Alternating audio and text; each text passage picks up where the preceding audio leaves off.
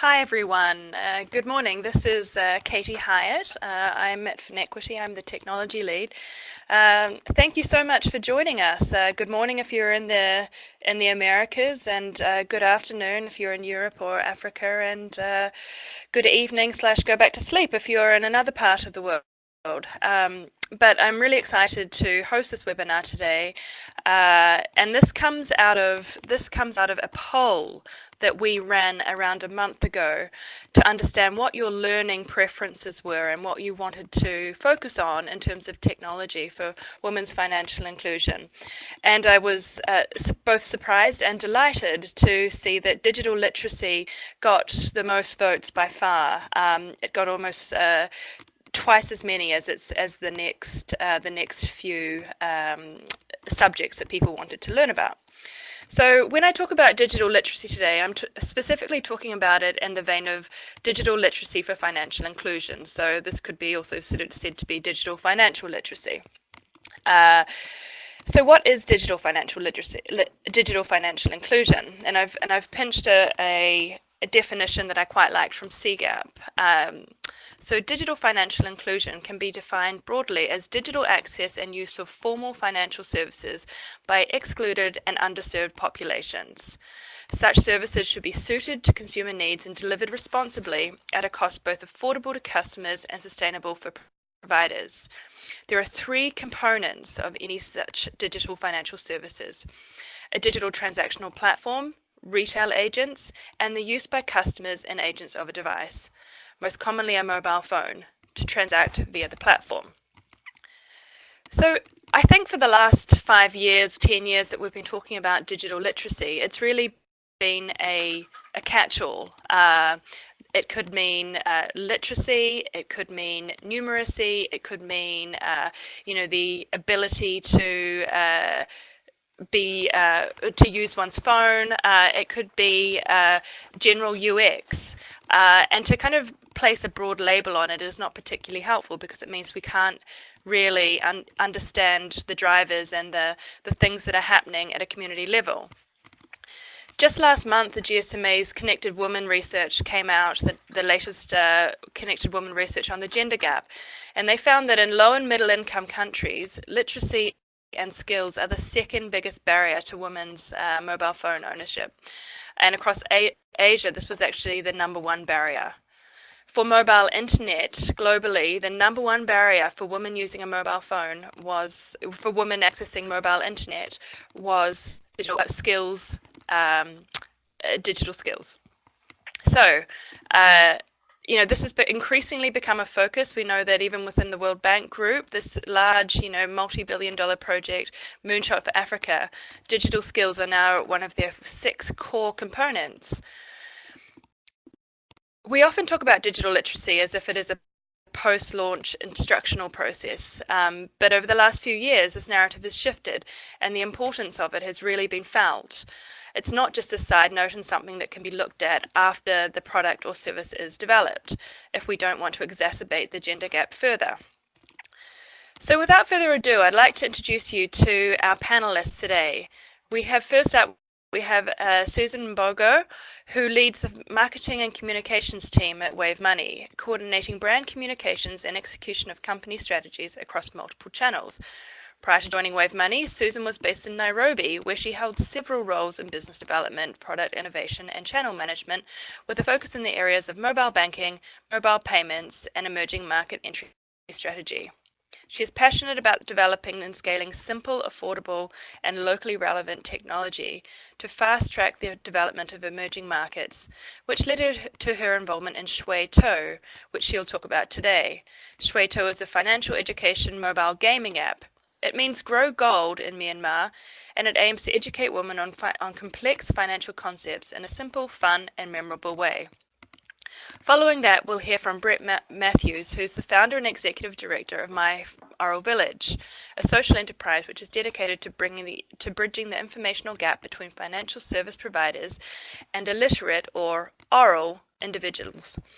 In the past 6 years, he's conducted financial numeracy studies across this population in the Pacific, Asia, and Africa. He's designed a cash scroll bar, a financial numeracy indicator for financial inclusion insights, software solutions, including digital games and calculators for the oral market segment, and working and concept level development of solutions spanning multiple retail interface types and financial services. So before we get going, just a few housekeeping issues or directions. You'll see on the left-hand side of the webinar, on the right-hand side rather, there is a chat bar. If you have questions, and we will have around 20 minutes at the end of the webinar for questions, please submit them through the chat bar using the drop-down function to all participants, and so everyone can see what questions are being submitted. Towards the end of the panel, we'd invite you to fill out a poll with your feedback on the panel and also your thoughts on what else we should be focusing on in terms of this topic and other topics. Finally, I'd say that after this webinar, I'm going to be sending out a list of all of the financial literacy tools and reports that I know exist. And this has been, this is quickly growing into a behemoth of a project, which is great. But if you have something that you or your organization has done in this space that you would like to share with the wider audience, please do send it to me, and I will endeavor to include it in the resources that will be sent out. So ideally, you'll send it by Thursday close of business so I can get this out before the end of the week. And just a reminder, we have another webinar next week, which I will send details of towards the end of the webinar. So without further ado, I'd like to welcome Susan Mbogo from Wave Money to present on the Shweto app in Myanmar.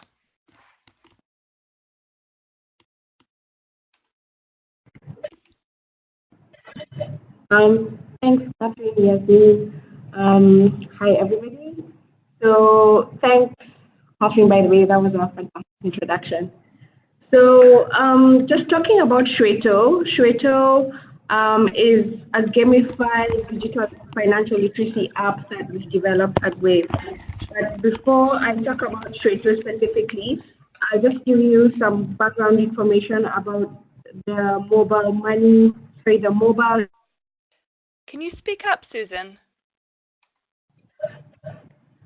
So before I go into Shweto specifically, I'll give you some mobile internet and social media stats just to give you a context of the environment that we're operating in. So Myanmar it's a very unique market. I think for most people across the world, we're used to mobile. It's nothing new.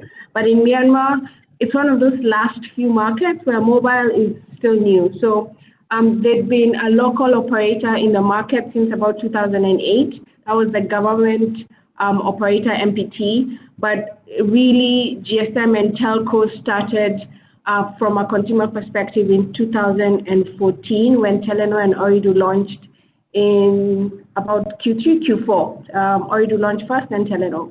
And since then, it's not a very long time in sort of the general scheme of things. Since 2014, this is early 2019, we already have a very large penetration of mobile and internet use in the country. The population is about 54 million, and it's still largely rural, so only about 31% is urban. But even then, you have more mobile subscriptions in the country than you have people. So you've got 105% mobile subscriptions. And I think that's not very uncommon for emerging markets, where you have very high prevalence of dual SIM phones, where people are trying to take advantage of offers from different telcos. So then you end up having more than one SIM card from different operators. So people do understand and appreciate the value that different operators have. And if you look at the two tiles at the bottom, the number is exactly the same in terms of people who are active on social media and people who are on the internet. And this is sort of saying that everybody who's on the internet is active on social media. And another number actually we should put here is the fact that 99.9%, it's just, you can't say 100, but 99.9% of the people who are on the internet do that from their mobile phones. So there's basically everybody who's on the internet is doing that from a mobile phone. So it's been said over and over, but this is a mobile-first country. The word has been used a lot, but the leapfrog where, it's not like mature markets where people went from having laptops and then ended up browsing on their smartphones. Everybody in the country who has an internet connection today is doing that on their mobile phone, and that's probably the first experience they've had with the internet. So going on to the next slide, just to give you a bit of background about WAVE specifically. So WAVE launched in August 2016, so just over 2 years old, and launched remittance services in the country. We've got a mobile app, but largely the bulk of our transaction is over the counter. And things have happened really, really fast. In the last year, in 2018, we transferred about 1.3 billion US in transactions, and this is mainly send transactions. And if you look at what that sort of relates to in terms of the overall economic state of the country, that's about 2% of the country's GDP. And I think other than the consumers who felt the positive impact, a sector that's been really, really positively impacted is our agent network, and we've paid out about 12 million US in agent commissions. And so the bulk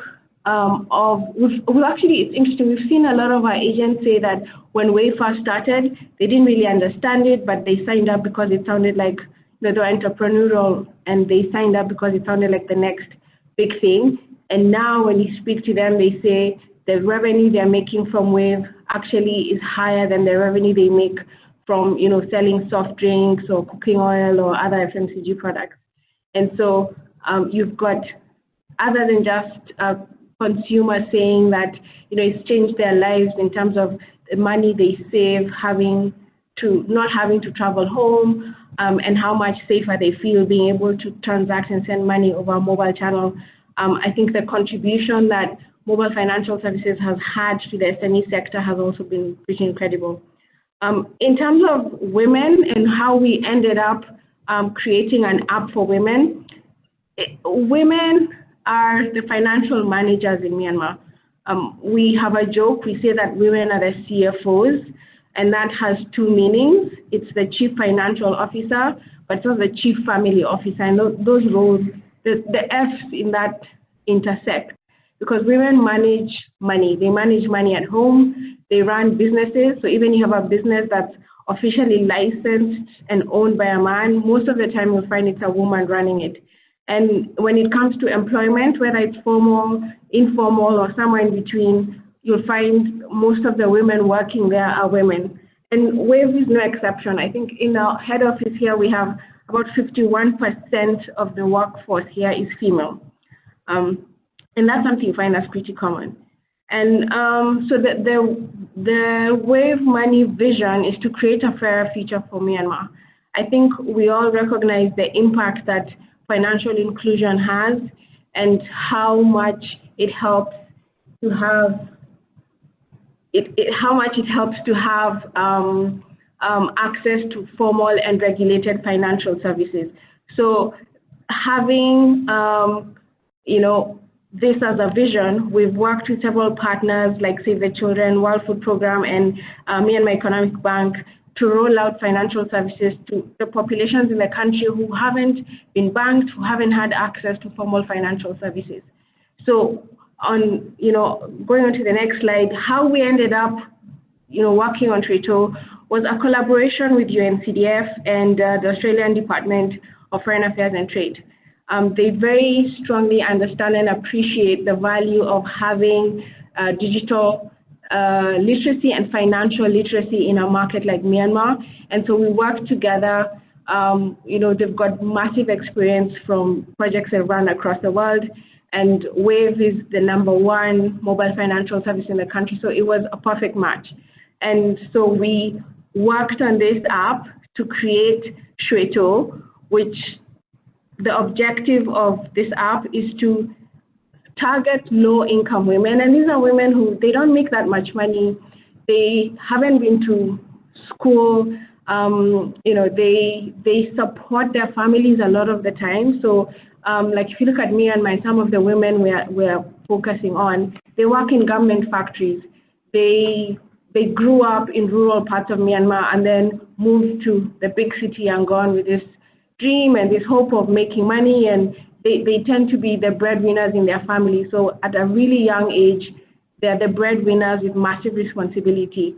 But at the same time, they don't understand concepts like interest. They don't understand opportunity cost and how to make quality decisions. And they tend to be very vulnerable because then you have people who understand that they don't have this information and will take advantage in terms of how they loan the money, how they explain certain financial products. And the objective of developing Shweto was to help these women, but we needed to do it in a way that was easy for them to understand. So we'll talk about the game a bit more, but just to give you a quick description in terms of what the game is. So it's about a young girl, and her grandma gifts her like a baby cow, a calf.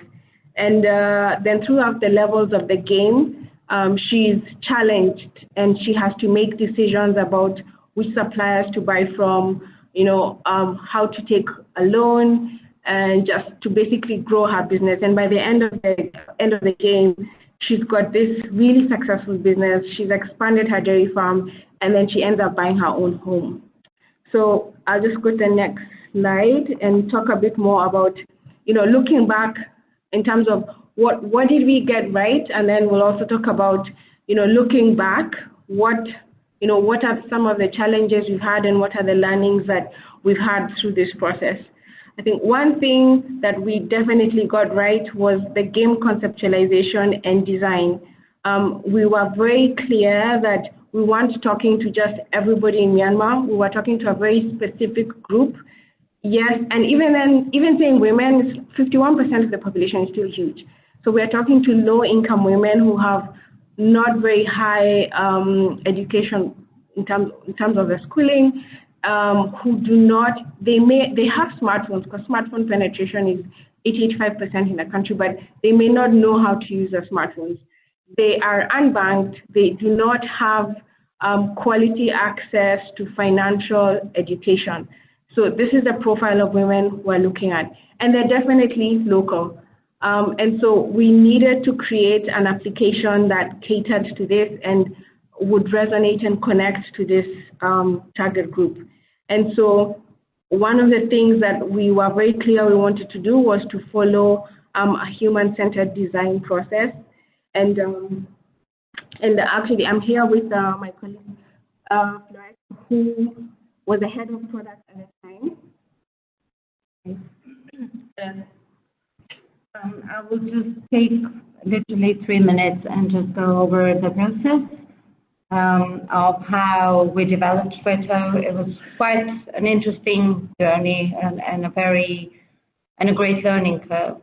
So essentially, the biggest challenge was, how do we help people at the bottom of the pyramid that have a number of challenges? How do we teach them basic financial concepts? How do we make use of this mobile phone that they have, and that little bit of internet that they can afford, in order for them to learn something new that helps them develop, and why not also incite them to becoming a little bit more entrepreneurial so that they can get something much more concrete out of the app at the end of the day. So the human-centered design process, it helped us gain a lot of insight into what women in Myanmar are like and what do they value, and in particular, how difficult or how easy the whole process needed to be for them to be able to acquire knowledge.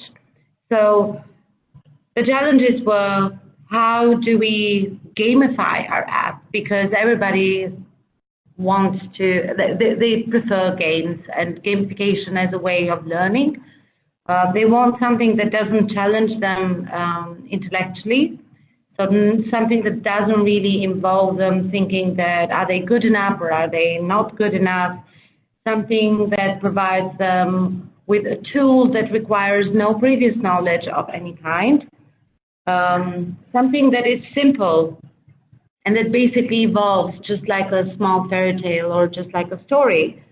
And how do we provide something that is very local in terms of content and in terms of resonating with their daily life?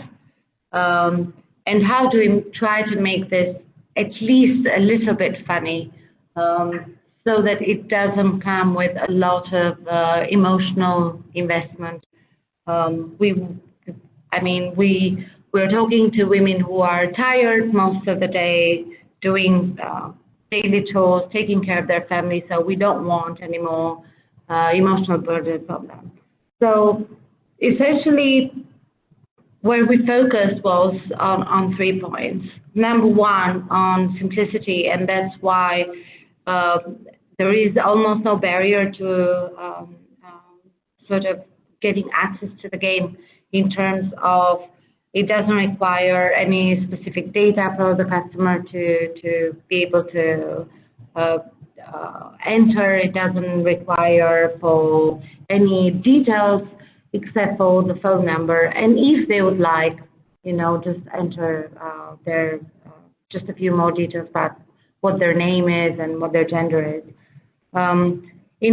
The second one was localizing it, and that's why at the heart of this there is a female older lady that tells the story, which they resonate with. The older lady, as Susan mentioned earlier, is a key point for the Burmese family, and it's a point of reference.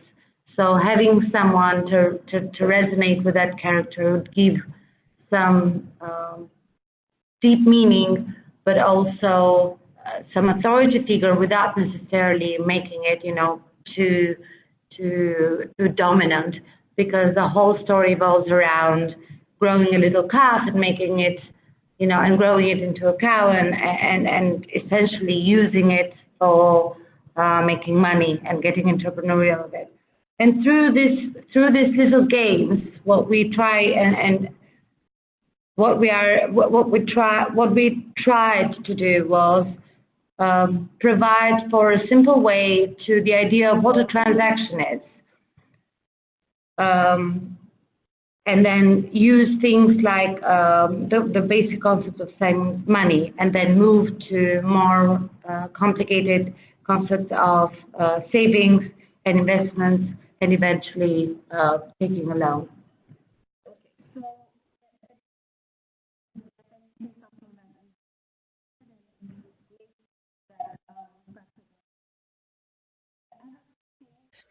Hi, Susan. We've lost you there. Can you?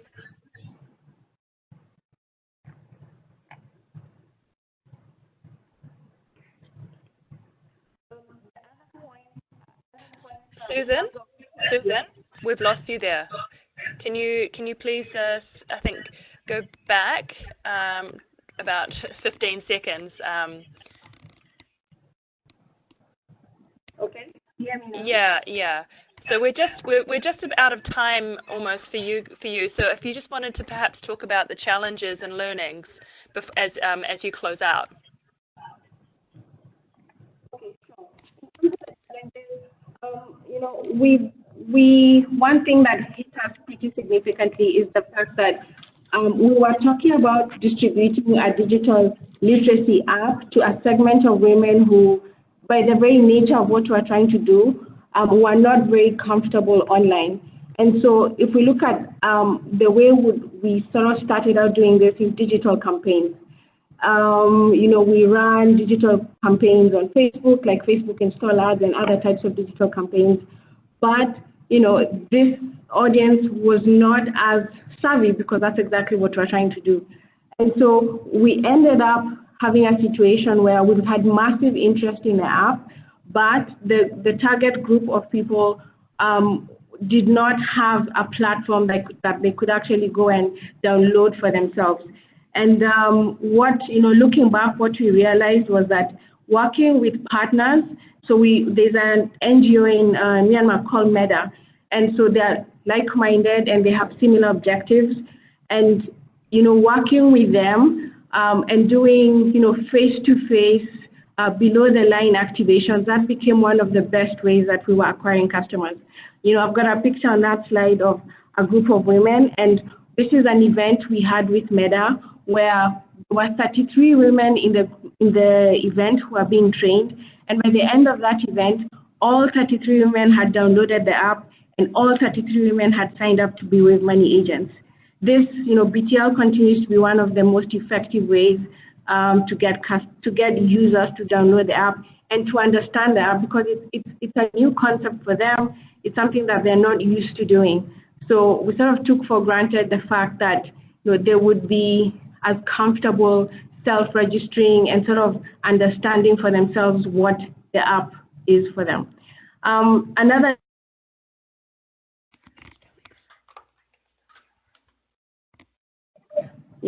So just to sort of wind up, I would say the key learnings were, we needed to incorporate the social economic norms. So like we talked about the understanding hierarchy in society and the role of the grandma, working with like-minded partners, and then BTL for face-to-face engagement, and just working with local influencers who already had trust with our target audience. Thanks so much, Susan. That's really, it's a great summary of Shui To, and I think we'll sort of dig into the digital literacy components further during the Q&A. But we've got a sort of a hard stop at 10:30 Eastern Standard Time. So without further ado, I'm giving presenter rights to Brett Matthews, who's the founder and CEO of My Oral Village. Now, just to be clear, this is quite a different approach to Shui To, the orality concept that Brett is going to talk about. Brett, welcome. Thank you, Katie. It is a different approach, but I think there's a lot of complementarities in terms of this. And when I heard the last presentation, I was thinking I was feeling quite inspired. So I want to say to everyone, first of all, my name is Brett Matthews. I'm the founder and executive director of My Oral Village. We're an NGO that was formed about 6 years ago, dedicated to fundamentally, we're dedicated to creating a world in which hundreds of millions of illiterate and semi-literate adults, especially women, can achieve meaningful digital financial inclusion in the coming decades. And we're part of what you could think of as a second wave of digital financial inclusion, like Susan's group. The first wave sort of jumped into microfinance, brandishing the mobile phone like an answer to every question about financial exclusion. And I think the second wave is a lot more intentional. We'd like to utilize the very real potential of digital screens and mobile phones to revolutionize informal finance, to revolutionize savings groups, mobile money, microenterprise, poverty graduation programs, and ultimately the entire interface where informality meets the formal sector. We would like digital interfaces to truly empower poor people. The challenge of literacy and numeracy for financial inclusion didn't start with digital, but digital can solve it, and that could profoundly narrow the digital divide.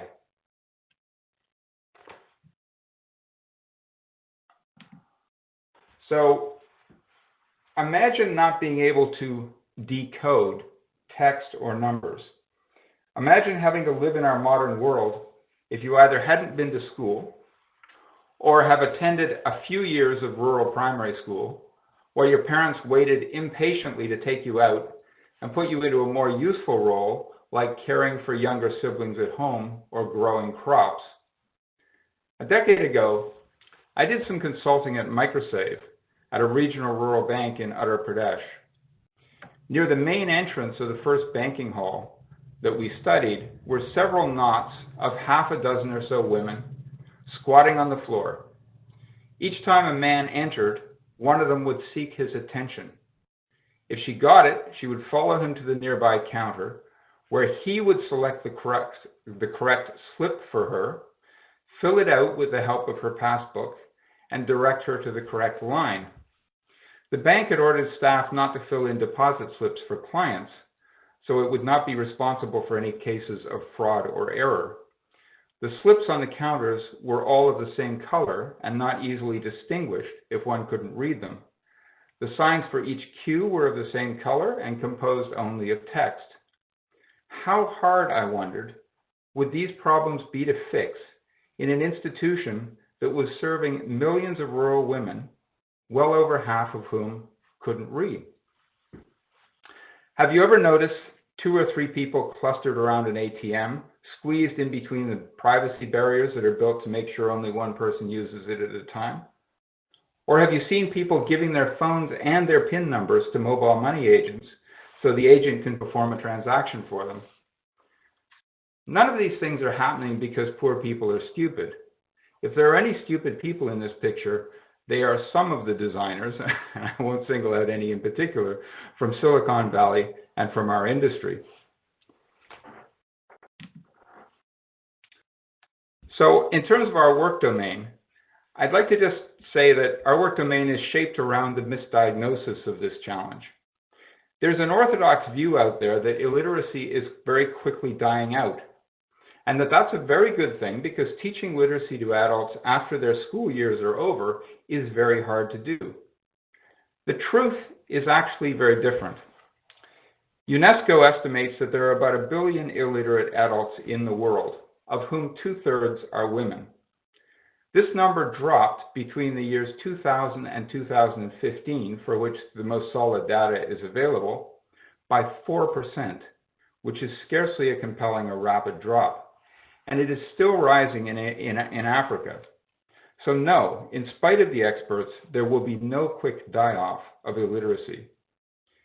But there is another route to full financial inclusion, full digital financial inclusion, that doesn't depend on this. Remember that there are still hundreds of millions of adults worldwide with no access to formal sector jobs and no prospect for them, perhaps for decades. This is the world of orality, a world of villages, subsistence farming, and very little use for writing. And I was intrigued by the comment about women as being the CFOs. This is true all over the world, and it's a fascinating dynamic because women get less schooling and less education. They're discriminated against more, and yet they take on those responsibilities and have to manage to do them. And they do them using oral methodologies. And this is something that we need to keep in mind when we're trying to empower women. Understanding the behavior and motivation of orality, that green picture there, is critical to our mission. Oral adults use cash as a medium of exchange, but much less as a store of value. Livestock, land, and personal reputation serve them just as well as store of values, and very often better. But as the world around them monetizes, drip by drip, they do learn numeracy skills that they need to participate in markets, start microenterprises, and join savings groups. This challenge then has an 80-20 solution. We can secure 80% of the benefits of literacy for financial inclusion from 20% of the skills transfers. And much of these are packed into the other green circle in the Venn diagram, financial numeracy. Best of all, we believe that digital financial services providers... Brett, I'm just going to stop you briefly. I can hear you fine, but I'm being told that some of the attendees have lost you momentarily. If anyone could indicate in the chat box that they can hear or they can't hear, that would be useful. I can hear you loud and clear, Brett. Okay. All right, continue. We're getting positive confirmation. Fire away. Okay. So financial numeracy is the ability to encode and decode personal financial transaction records in real time without help, and that is where we will succeed with this or fail. But it is a relatively small component of the total challenge of literacy, and yet it is our winning ticket for digital financial inclusion. And we believe that digital financial services providers can deliver most of the needed skills without damaging, and in many cases even enhancing, their own long-run profitability. So here you're seeing 4 plain boxes, and they are the standard account of the development of numeracy in the scientific field of numeric cognition. And I've slipped the blue box into the middle after conducting a series of tests of financial numeracy beginning in 2014 to 15 among poorly schooled adults, mostly women, in countries around Africa, Asia, and the Pacific using financial services. It became evident that in every nation and context I studied, oral adults were adapting to the modern world around them by using cash as an intermediate method of counting and calculating that bridges between verbal numeracy and Indo-Arabic notation. Indo-Arabic notation is surprisingly hard to learn and is usually only learned from several years of school or from learning on a job that requires it. In late 2017, with the support of CGAP, I designed an indicator of financial numeracy for the 5th wave of financial inclusion insights, which we tested in Cote d'Ivoire and Myanmar. So the key question is, can a person read a written number equal to money in their own currency that is worth between 10 and 100 US dollars? This amount between 10 and 100 US dollars is an amount that everyone has to deal with from time to time, no matter how poor they might be. Mobile money transfers, microloans, and most livestock transactions fall in this range everywhere in the world. But there's a very important difference between these 3 examples. Of these, the only one that requires a person to actually read or write this sum is the mobile money transfer. In our study, the surveyor spoke the cash amount in local currency to the respondent. The respondent had to select the correct written equivalent from 5 written choices on a tablet. To the left of the chart, you see the national literacy rate in the 2 nations for men and women separately. Women have lower literacy rates in almost every developing nation due to discrimination in the school systems. In overall terms, there are more people in the 2 nations combined who cannot read a long number than there are people who are officially classified as illiterate. As you can see in the middle section, women's financial numeracy rates are also much lower, but in other respects, the pattern is quite different, and it would be hard to predict these rates simply from the literacy rate. The problem is not that people can't read a 1-digit number. That skill is needed even in deeply oral economies, and in both countries, over 90% of adults could do it. The ability to read longer numbers may be determined mostly by the formalization of the national economy and the requirement to have these skills in employment, in markets, and in self-employment. We aren't really sure exactly how that works yet. On the right panel, you see an indicator of personal risk. 2 of the 5 selections that were shown by the surveyor on the tablet were numeral strings of the wrong order of magnitude. For example, in Myanmar, instead of them being 6-digit numbers, one was 5 digits in length and the other was 7. Between 1/4 and 1/3 of the respondents in both countries made these selections.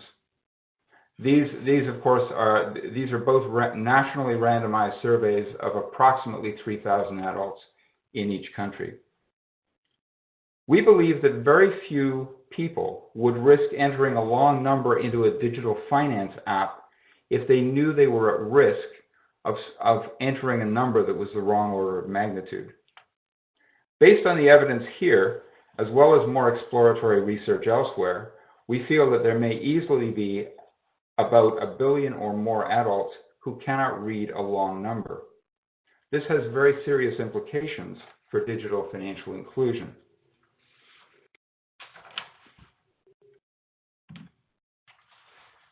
Behavioral psychology has clearly shown us that human behavior is very irrational and in a lot of very predictable ways.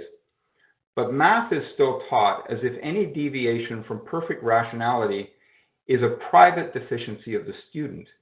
Nobody likes this, And the research shows that girls seem to be particularly vulnerable to bad math instruction. We are now learning more about the mechanisms involved in this process, and they don't show up formal finance, digital or otherwise, in a very good light. Formal financial transactions are typically rushed, whether the risk is losing the connection before it's complete or being tended by a hurried agent with a dozen other customers that he has to look after. The customer has a lot of money at stake, and that compounds other stressors that she might face. The transactions involve long numbers and other symbols like hashtags, decimals, and commas, pluses and equal signs, and so on. Digital transactions require navigating through text-heavy interfaces, and any error can lead to expensive mistakes. This is not the sort of context in which you would want to just play around so you can learn an app, which is how very many people in Silicon Valley have represented the digital world and suggested that we learn how to use it. This is exactly the sort of environment which you would want to avoid, and a very large number of people do avoid it. Now, about solutions. How do oral people manage information? Our goal is to respect the strengths of oral information management practices and to build on those strengths. Our goal is to truly let oral adults learn by playing around, by knowing that, but in the process we have to make sure first and foremost that they feel safe when they're doing so.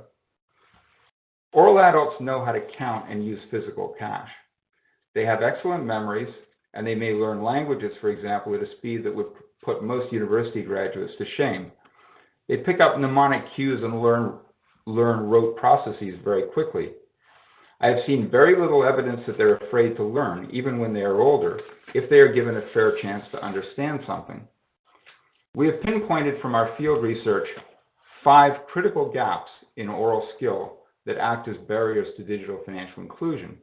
And we have developed and are continuing to develop solutions to address each of them scientifically and methodically. And those 5 gaps: using single-digit numbers, using long numbers, inputting text, performing written calculations, and understanding calendar time. I just want to briefly comment on calendar time because that one may not have been so clear. Of course, the essence of finance is time value of money. That has 2 fundamental components, time and money.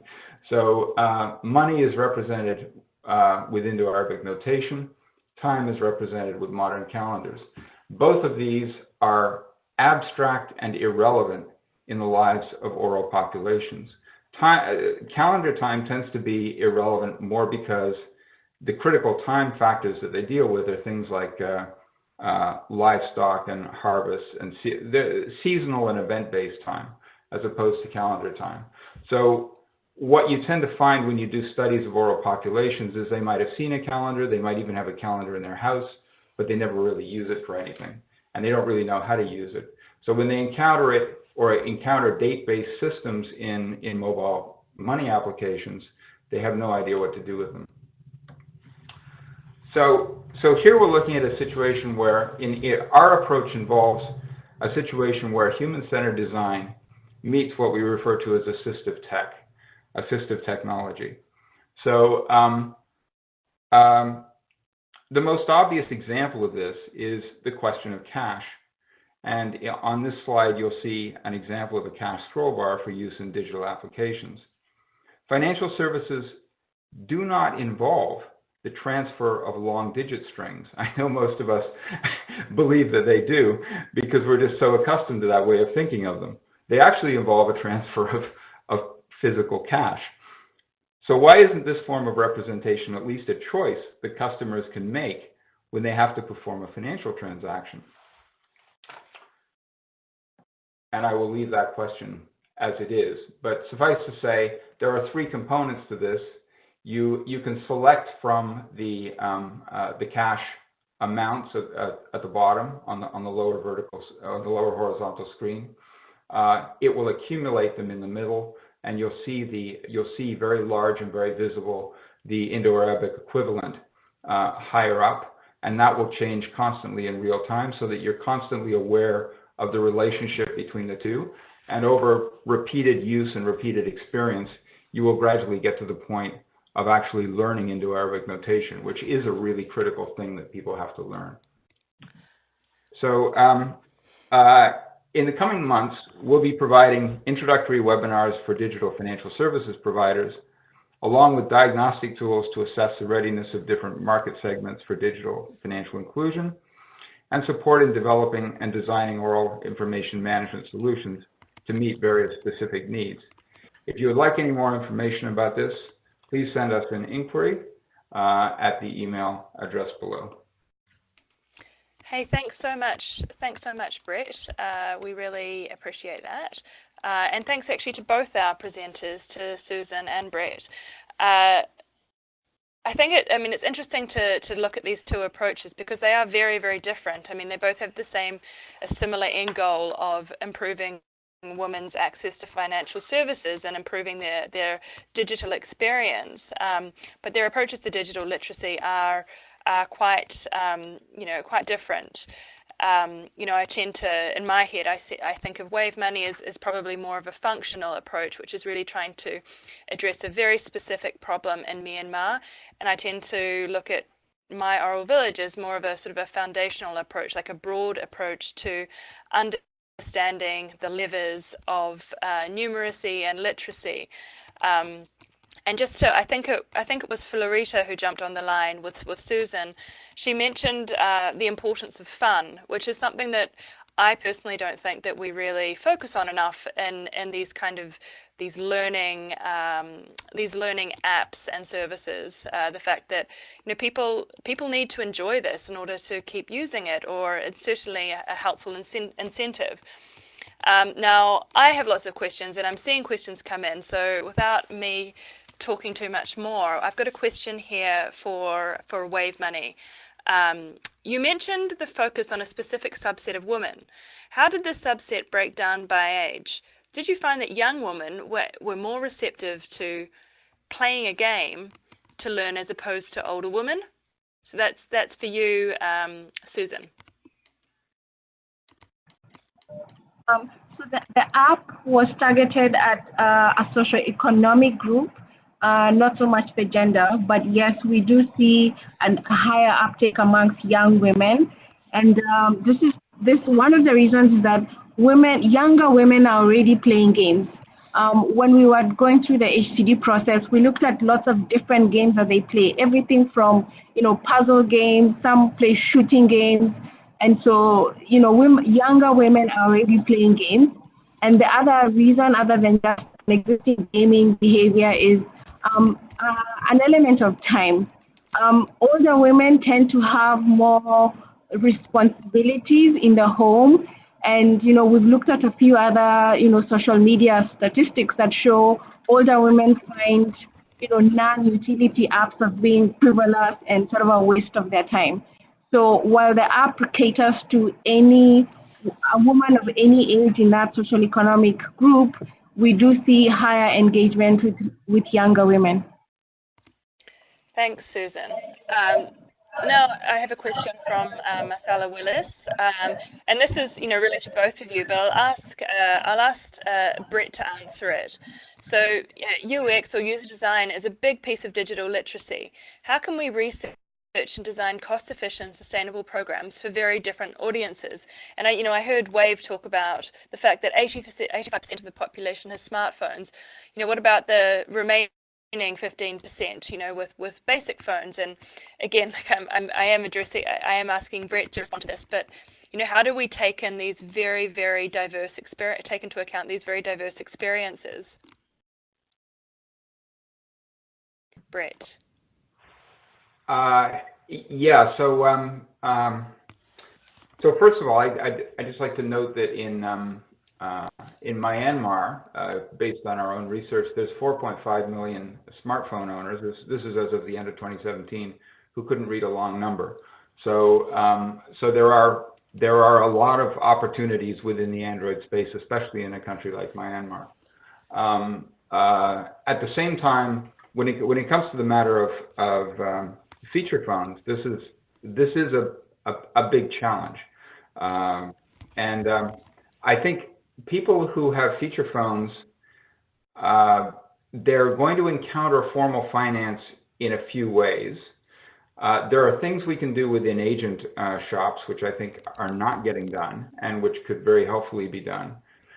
One of the key issues here is simply that to reduce people's stress and help them to address financial transactions. One of the great ironies is that poor people don't have any money, and I don't mean that in the sense that in the normal sense. I mean it in the sense that if you want to actually make a calculation, the easiest way that a very poor, relatively poorly schooled person can make a calculation is to pull out pieces of money and start adding and subtracting using the actual physical cash, if in the absence of Android. Now, of course, they're very unlikely to have that kind of money around precisely because they're poor. So we have advocated for what we would refer to simply as play money, although it can be designed in many different ways, that is paper-based, that can be provided by agents, and that can allow agents to help people to sort out the nature of their transactions and come to the specifics of what they would look like. I would also give the example of the snake game on a lot of feature phones.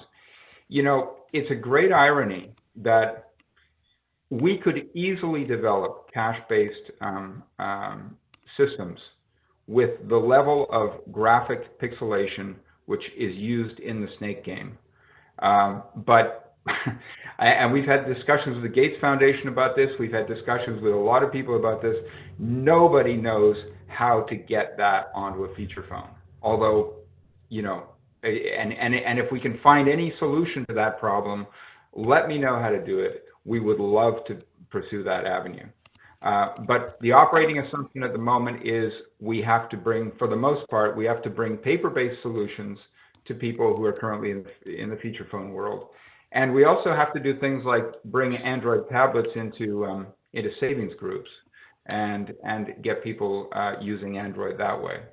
I think it's interesting, Brett, that you talk about the kind of the offline resources, because, you know, it's still some of the most powerful ways to improve women's usage of mobile phones has been really to, you know, leveraging these existing groups, so savings groups or other community groups where, you know, not only, you know, are people able to act, you know, have things explained to them, but they're also far more comfortable. You know, they're around their peers, they're able to ask questions. And I think this really speaks to the stress that you had indicated in your presentation, that women or people who are low literacy or low numeracy, you know, really feel in approaching these products and services. I have a question from Edil Yalman to both of you, actually. So, you know, the great word that we all tiptoe around and hope to achieve is scale. What are some of the strategies to scale up these initiatives and have a broader impact? In your experience, how can we promote the use and uptake rather than just the access? And I think this is, you know, the gender gap is moving. We're sort of seeing usage start to move, but how you sort of go from access to usage to impact is tricky. So can we start with Susan? And we are sort of starting to run out of time, so if both Susan and Brett could sort of talk about scale and improving usage in just around a minute. Thanks. Sure. So in terms of scale, one thing is definitely partnerships. I think we can do more with like-minded partners and people who have similar objectives than we can do on our own. In terms of getting people to do more than just download the app and continuously use it, I would say two things. One is continuously looking at the content. The current version that we have is not the original version that we've launched, and we get feedback from users about what can we do to make it more challenging, what additional types of content and challenges are they looking for, and so all of this is fed back into, you know, future iterations that we are looking at. In addition to that, using social media again as a platform, we run like puzzles and contests on Facebook where we'll ask people, on a certain day, the first person who can reach a certain level of the game will win a certain prize. And that's just to incentivize people to get to higher levels of the game and then challenge each other in their social groups.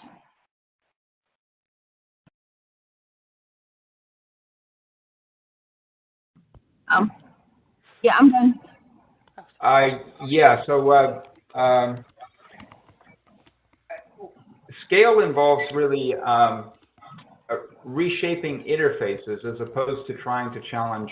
We really need to leverage the digital financial services suppliers and their own existing practices, and we need to work with all of them in a way which minimizes the changes that they have to make, focuses entirely on interface design, and doesn't change, for example, the architecture of the way they lay out a product online or deliver the product or the logic behind the product. Stays very consistent with what exists, and but also makes it much more concrete, much more accessible, and more easily understood by oral people. Builds learning bridges so that they can cross into those bridges, or they can cross into new skills like understanding and using Indo-Arabic notation, or getting a better understanding of what interest rates are like and how they work. So building those kind of things, and at the same time making designs which actually are beautiful and fun. Mnemonics can be a lot of fun. Because mnemonics can be very, very playful because people tend to remember things that are very playfully presented better than they would remember a lot of other things. So what we want to create is a digital interface world for digital finance, which even literate people really enjoy using. And indeed, many of our designs up until now, a lot of literate people have said they really like them, and in many ways that's not surprising, because the oral world is not an ugly world. It's actually, there's a lot of beautiful stuff out there. So the challenge really here is that oral people can't use literate tools. The challenge is not that literate people can't use oral tools. So if we design it to have the best of both worlds, I think we have a scalable solution on our hands. Thanks, Brett. I've got one final question. But first, I just want to remind you that, let you know that all of the questions that we're receiving, we are going to pull them together, and we will send them to Susan and Brett so that they can respond. Either, they can respond and we will share them, or they can respond directly. There's a poll which we'd love you to fill out. And if you have any resources that you want us to share, please do send them to me in the next couple of days. So here's a question for Susan. Briefly, is there anything, thinking about legal and regulatory barriers, is there anything that you believe could change, that we could change in the legal framework to further enable digital literacy?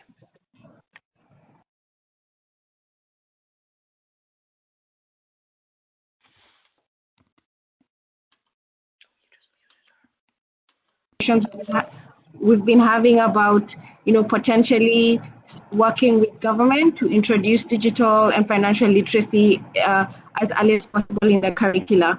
And, based on the relationship we have and the projects we are running with the government, I think, they turned out to be extremely forward-thinking and innovative in this area. So that's something interesting we could do.